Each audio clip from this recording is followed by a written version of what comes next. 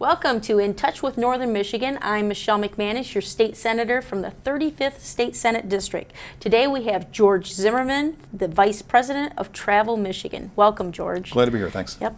I want to take this opportunity to talk a little bit about travel in Michigan, tourism in Michigan. Certainly a lot of dollars invested in our tourism industry.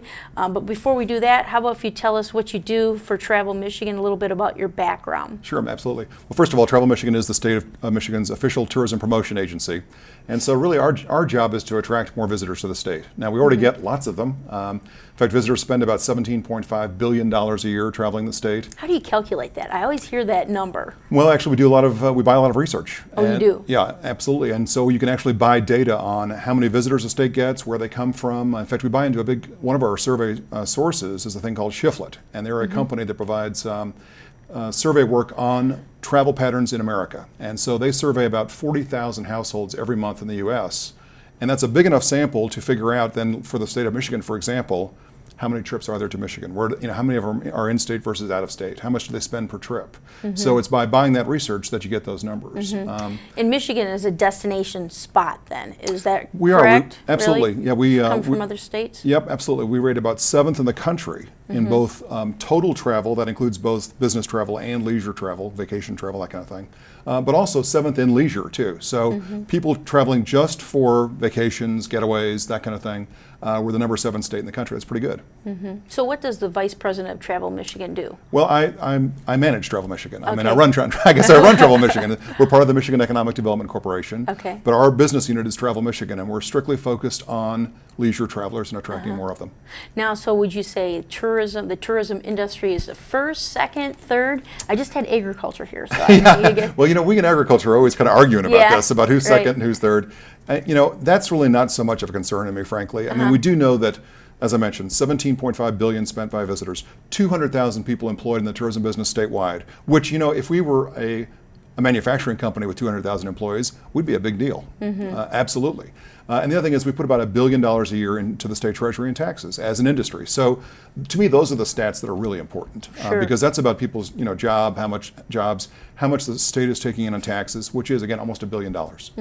So are these visitors from Michigan, or are they from other states? Well, as you probably would guess, both. Now, the I know leisure, people always ask me, where are you going for the summer? I say, well, Lake Leelanau, that's where I'm going. There you go. It's a good answer. Yeah. The leisure visitors spending, about half of it is Michigan residents, and in fact, I would say in the boom times of the auto industry, when we had many more white-collar, blue-collar workers in the auto industry, the Michigan tourism industry really could live off the in-state market because we were a very rich state. We had people with lots of free time and vacation time, and so the industry got in the habit, frankly, of being very reliant on the in-state market. With everything that's gone on in the economy in the last 5 years, that has changed. And so we are much more aggressively promoting to out-of-staters, to people in Chicago, to people in Cleveland, Indianapolis, Milwaukee, wherever it might be, Southern Ontario. We just added Cincinnati as a market this year and last year as well. So states and communities surrounding Michigan. Yeah. Nearby. Because again, the research tells us that we'll do best with our marketing dollars fishing where the fish are, and the fish are in the neighborhood. There are people in those neighboring states.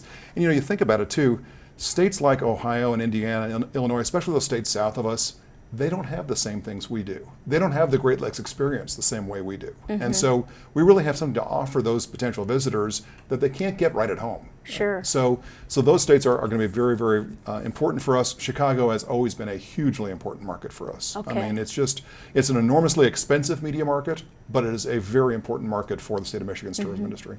Are there any things that affect people from not traveling to Michigan? The rising cost of gas. Obviously, we're seeing that occur right now. Absolutely. Our roads, the weather. What kinds of factors all of go those, into? Okay. actually. Any I didn't mention? Well, I mean, it is all of those things. I guess the one, gas prices. That kind of cuts both ways. I mean, do we have more people who stay closer to home and take Michigan trips, maybe instead of going further away? So that might actually help us with some segments of the market. But are people from Cincinnati going to say, oh man, it's $3 a gallon, Michigan's pretty far up there, or even from further away, from St. Louis or from somewhere else?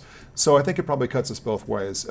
Psychologically, gas prices are probably worse than they are actually. And what I mean by that is, if the average person thinks about they're going to take a car trip somewhere in Michigan. It's a tank or two away, let's say, because a tank or two gets you pretty far. Right. And you can cover a lot of the state with that. Well, so an extra 50 cents a gallon, what does that mean for your total 1 week vacation cost? Is it another $20 or $30 or $40? I mean, that's the equivalent of one extra meal out. So when you think about it, I think the psychology of gas prices is often worse than the reality. So we always encourage, we're doing a lot of interviews with the media right now about gas prices, and we're always encouraging people, well, think about how much that gas price difference really means in the difference in the cost of your trip. Because, for $30, don't blow off a great summer vacation. You know what I mean? Sure. Or $40 or $50. If you had planned to spend $500 or $700, Right. well then $30, it's not much difference. Right. And so we of course would encourage you to have those experiences and have that great trip. Sure. Now you brought a magazine here. It's Yep. called Michigan Travel Ideas. Yep. What is so special about this? Why do we have this Well, this magazine? is in fact, this is the last really print publication we do because of the World Wide Web and the internet. We do a lot more online than we used to, obviously, just like everything else in the world. But we still have a magazine, and this is up in my neck of the woods, the sand dunes. It here. is, absolutely, yeah. Yeah, it looks like the Manitou Island out there. Yep, absolutely. And it's Okay. and so this is we do have this magazine available. It's free, and you can there's a couple ways to get them. You can get them from our website, which is michigan.org. You can order it right off the website. Pretty easy. Yep, pretty easy to remember. I'm going to mention it a couple more times today. Okay. I'm sure I usually do. You can get it from the welcome centers, like the one in Clare in your Clare, area. Michigan. Yep. Well, how many welcome centers do we have? We have 13. We're about to get a 14th down in Detroit. So Okay. we've got them all. We've got a lot of them. Why are those so important? I've often wondered, in these tough budgetary times, why is it important to have welcome centers? Well, because we know from the research we've done from people who use the welcome centers, who go into them and get information, they typically don't motivate a new trip right then because the person's already traveling. But what we do see is people end up staying longer because they find out about some things they didn't know about.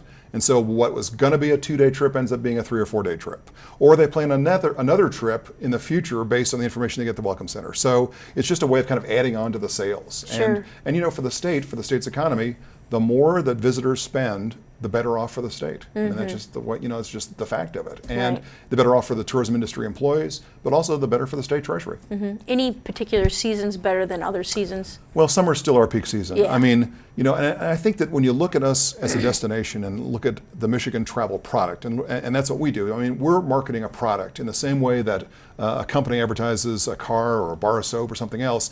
Our product happens to be this beautiful destination called Michigan.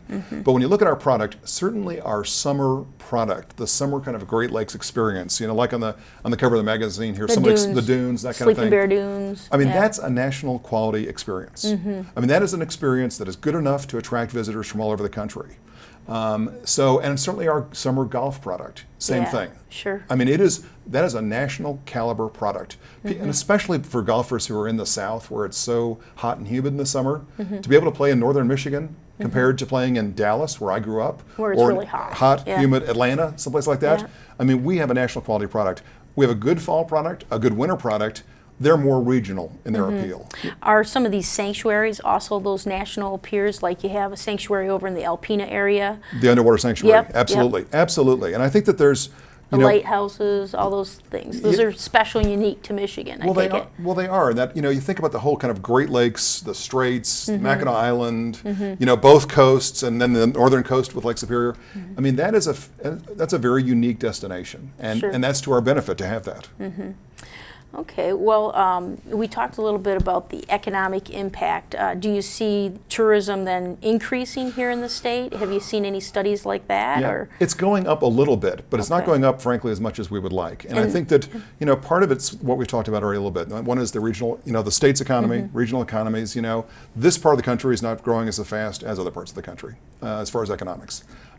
Gas prices has been an issue, but I think that in many ways, being able to attract more distant out-of-state visitors is kind of the key to the industry's future. yeah,